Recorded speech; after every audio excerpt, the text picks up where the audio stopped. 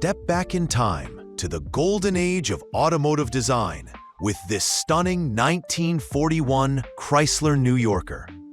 This vintage classic, finished in a sleek gray exterior, boasts a 72,000-mile odometer reading and remains in very good condition. Powered by a smooth-running 8-cylinder engine, complete with the rare factory red high compression head.